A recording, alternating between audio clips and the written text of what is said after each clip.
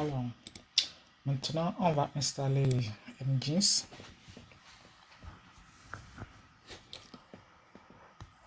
On fait d'abord un apt update.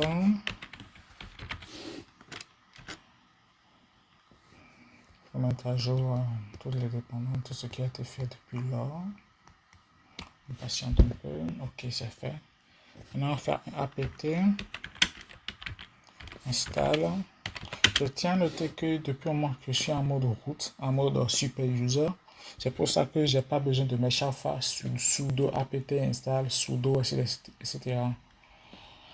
Du coup, je fais un apt install nginx.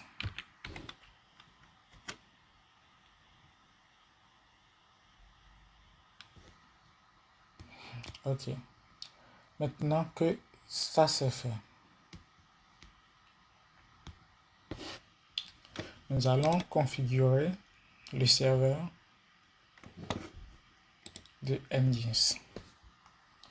On va voir déjà qu'est-ce qu'il nous a déposé à son adresse. Nginx site available.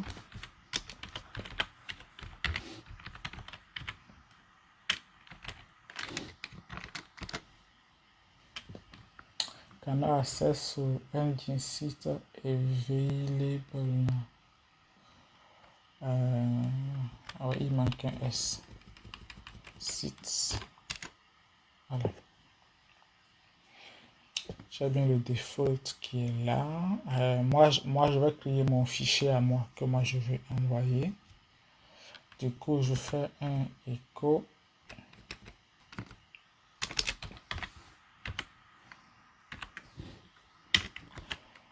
Ce que je vais envoyer ici. Alors, je vais l'appeler comment? Je l'appelle Nginx.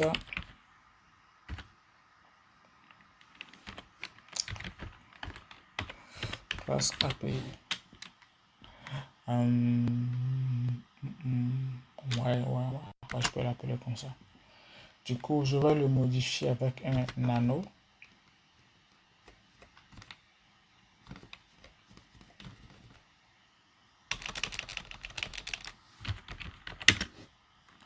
Nano pour la... Voilà. Commande nano notre forme. Il n'y a pas encore la commande nano. Du coup, il faut installer alors la commande nano. apt install nano. On patiente.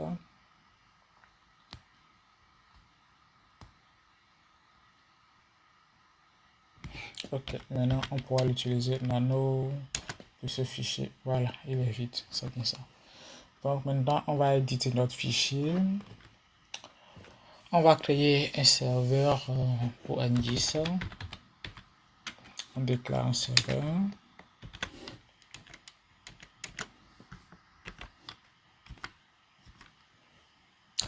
On va lui indiquer le port sur lequel il va écouter la requête entrant. Du coup, il n'a qu'à écouter la requête entrant sur le port 80 de notre machine. Ensuite, si on veut, on peut donner le nom de domaine avec serveur name.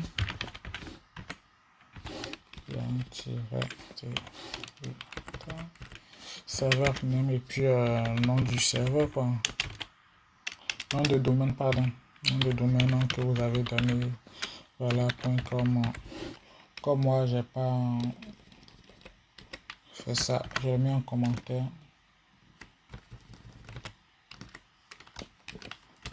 Ensuite, on va maintenant lui dire où se trouve notre application qui va livrer notre application web en fait. On va faire le push. Il va écouter à la racine. C'est sa racine. Tac, tac.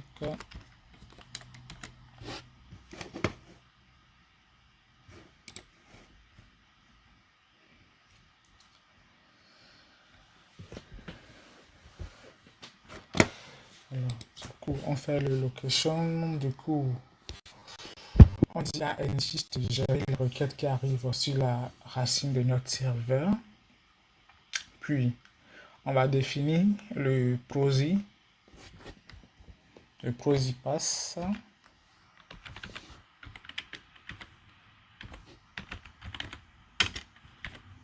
http 127.0.0.1 chez nous c'est 5000. En gros, qu'est-ce que je définis ici? Ici, je définis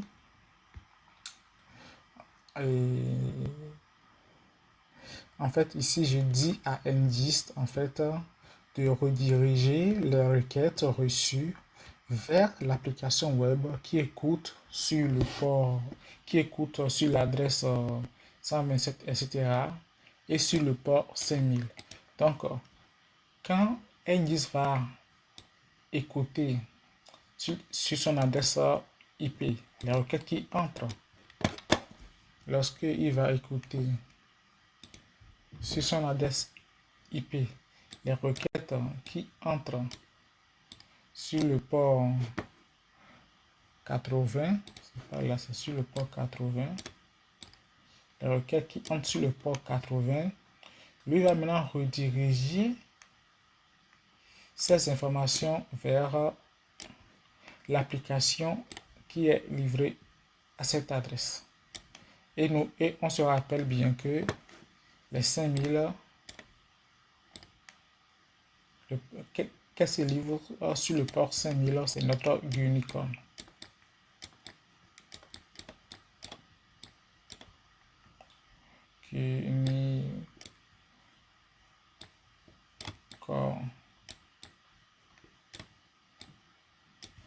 C'est notre unicorn en fait qui écoute sur le port 5000. Du coup, on reçoit les informations sur le port 80 et on va les envoyer sur le port 5000. Alors, qu'est-ce qu'on peut lui dire encore de faire à notre Ngist? On va lui dire, qu'est-ce qu'on peut lui dire de faire?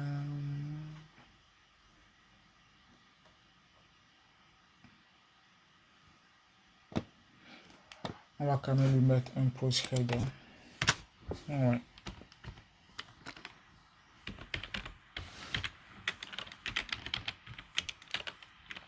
Poser cette header.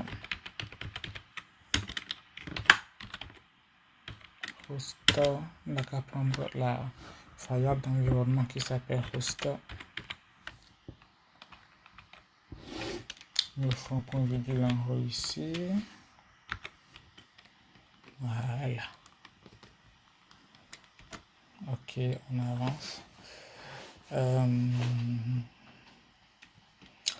Ensuite,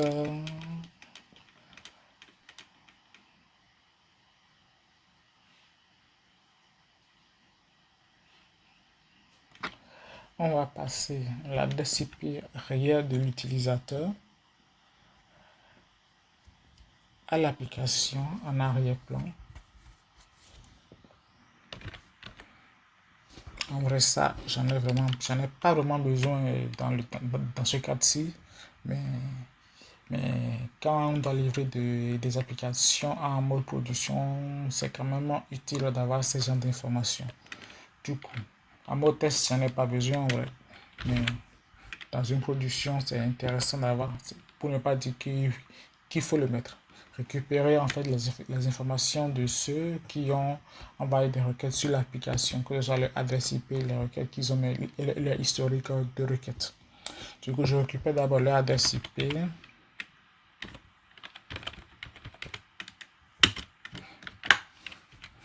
Leur adresse IP réelle.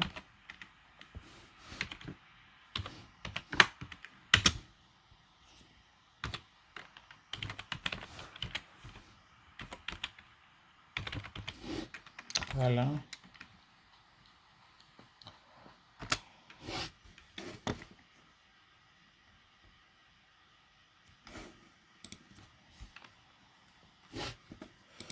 Ensuite, qu'est-ce que je peux faire encore?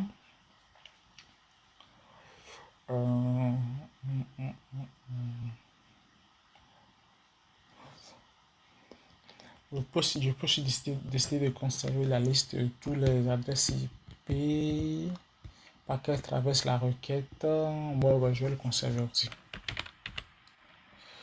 Alors,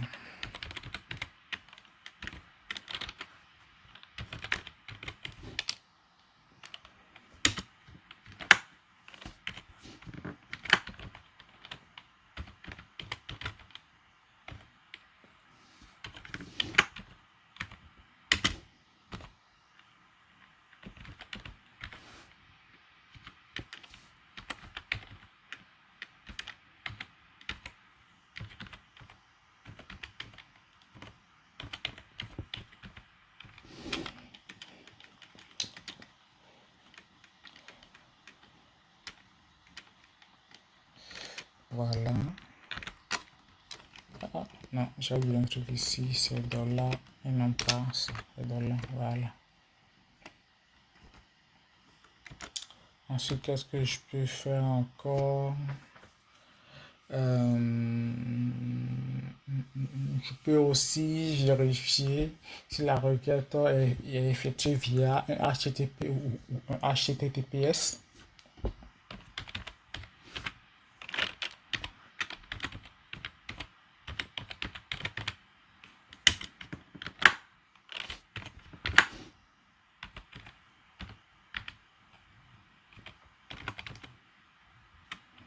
D'un proto.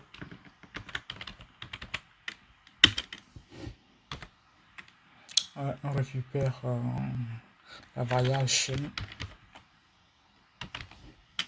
Voilà. Alors,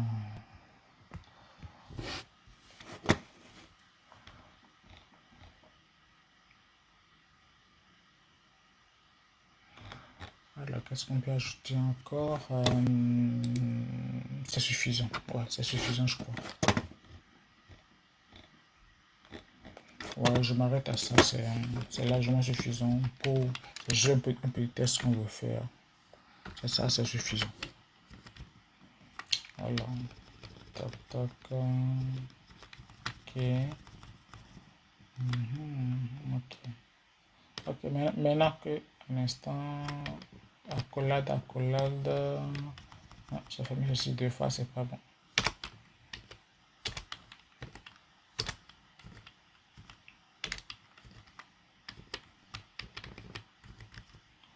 Un, deux, voilà. Maintenant c'est bon. J'ai corrigé l'histoire d'accolade là.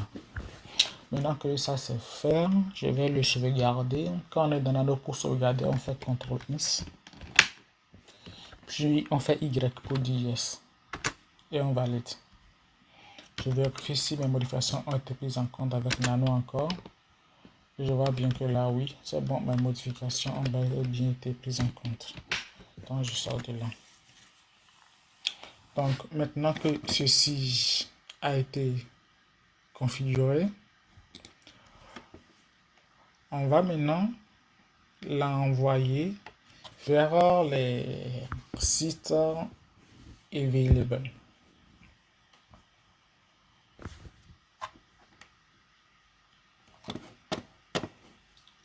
Donc,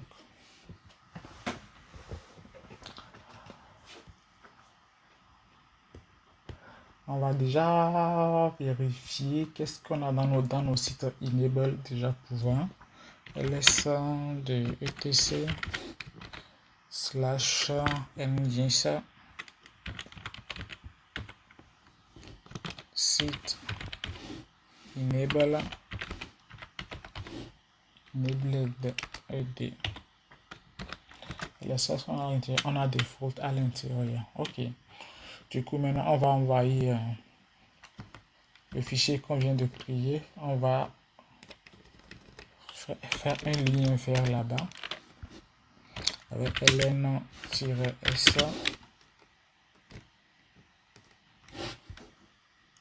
Oula. Je vais décaler un peu vers la gauche. C'est la deuxième fois que ça me fait ça. Du coup, ln-s, etc. Toujours.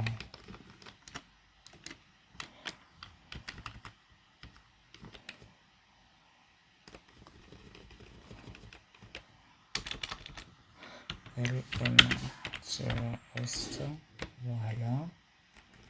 Ensuite, available, je vais l'envoyer dans le enable. etc ngis site enabled.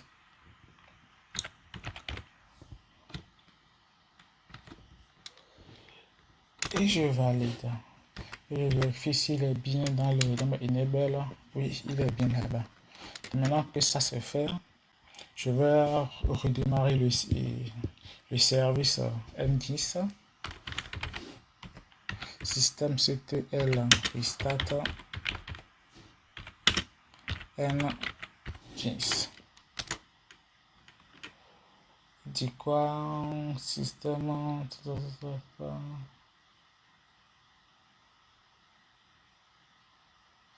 Ah oui, c'est vrai. C'est parce que je suis sur une instance Docker. Du coup, le système, les services ne sont pas installés par défaut.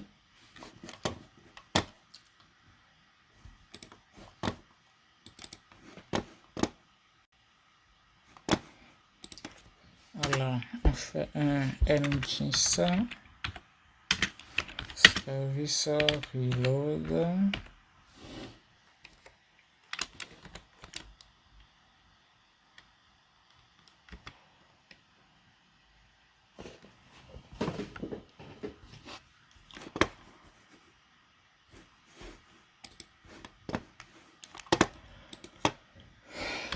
Alors, quand on fait le ngis-s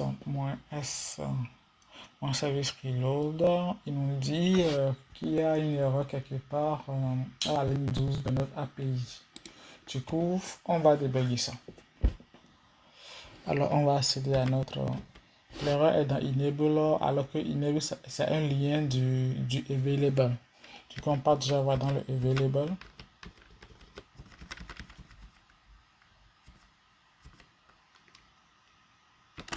On va voir dans le available. La ligne 12, on va compter 1, 2, 3, 4, 5, 6, 7, 8, 9, 10, 11, 12. La ligne 12, ok, je vois. C'est le point virgule qui n'est pas mis à la fin ici. Point virgule. Du coup, c'est faire. CTRL X, yes, valider, c'est sauvegarder. Et on va le renvoyer maintenant sur le enable. Avant de le renvoyer, il faut déjà supprimer ce qu'il y avait sur le enable. Déjà, avec un RM. TC enable, je le supprime déjà. Et maintenant, je renvoie le lien avec le ln. ln available ngis API to enable. Yes. Ok, ça c'est fait. Maintenant que ça c'est fait, on va maintenant restart. On va restart notre service ngis en faisant service ngis reload. Maintenant service ngis reload. Voilà. Reloading cette configuration. Ok, c'est bon. Il a redémarré. Donc maintenant qu'il a redémarré, on va se connecter à l'IP pour voir ce que ça donne. Donc, 80. Oui, mais ici, sur notre IP, il n'est pas exposé sur le port 80, mais sur le port 80. Pourquoi? Parce que, en fait, je travaille dans une instance Docker. Docker. Dans Docker, il est exposé sur le port 80 dans Docker. Mais ma machine, mon hôte qui est ma machine.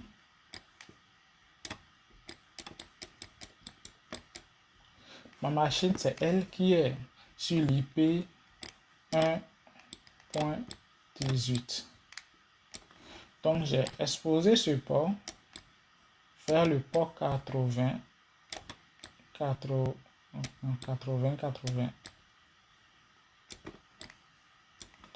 de ma machine.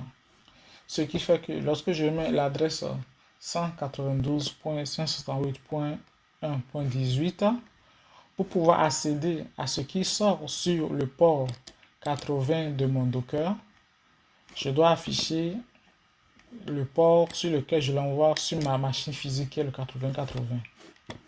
Donc c'est pour ça que si je fais le 80 seul, on verra bien que je n'aurai rien.